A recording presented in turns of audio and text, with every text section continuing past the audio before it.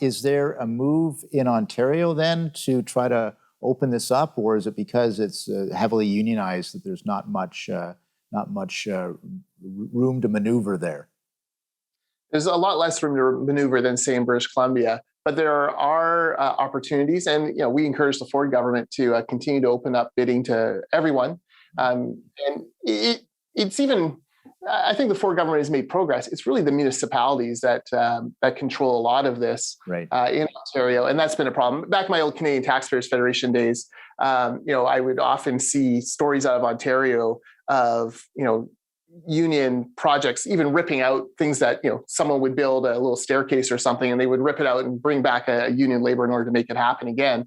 That kind of waste is very difficult to get around. So it's almost a city by city battle to try to get as much open and fair tendering as possible. Yeah, and maybe just from that national perspective, I know province by province perhaps, but still it all adds up to a national perspective.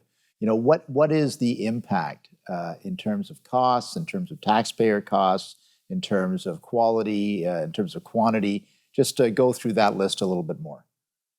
Yeah, in the old days, the argument the unions would make is that, oh, well, union workers are safer workers, they're ticketed, they have all their important credentials and all of that. The truth is now that, non-union workers have those exact same accreditations. Training is an important thing there.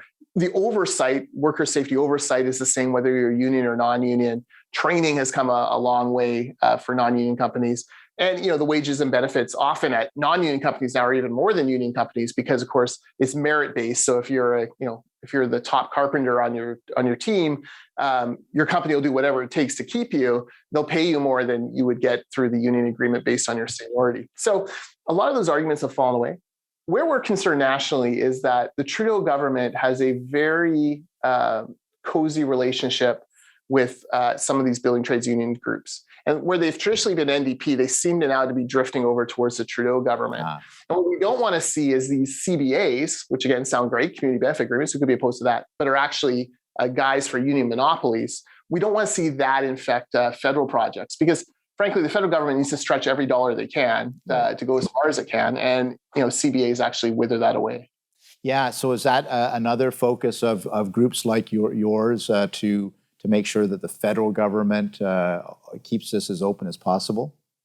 Yeah, precisely. So, ICBA here in British Columbia, we have Merit Saskatchewan, Merit Manitoba, Merit Nova Scotia, Merit Ontario. We actually are together have a national group called Merit Canada that goes and tries to educate politicians on, what's happening on the ground.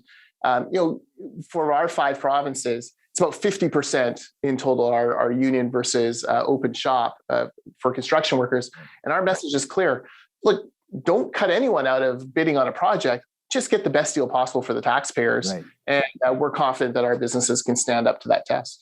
Is that becoming a topic of discussion as we're looking at a lot of infrastructure projects federally these days. Is that becoming a topic of discussion? Yeah, absolutely. It's the number one topic for us. And, our companies do, there's federal money that goes, flows through to the province for things like transit projects and whatnot. But federal government also does a lot of the airport expansions, things like that. In British Columbia, our companies do a lot of work at YVR, the Vancouver International Airport. So, we're just trying our best to educate non-construction people on the fact that, if you slice off huge parts of the potential bidders, all you're doing is raising your own costs long term. So let's just talk a little bit about solutions then. What kinds of things can be done to help open this process up and also get more skilled trades out there? Yeah, so for more skilled trades, we've done a lot of work on this. And the problem you have is that a lot of provinces and a lot of the trades are still very old school in their mentality as to how they hand out their red seal. So a red seal accreditation is what you get when you're a full licensed construction worker in a various trade. So what they'll do is, in British Columbia, for example, we'll have one school for welders, and it'll be in Vancouver, and wherever you are in the province of British Columbia, you have to basically take time out of your job, come down and do your schooling, and then go back. What we're trying to encourage is more innovative models, more online models.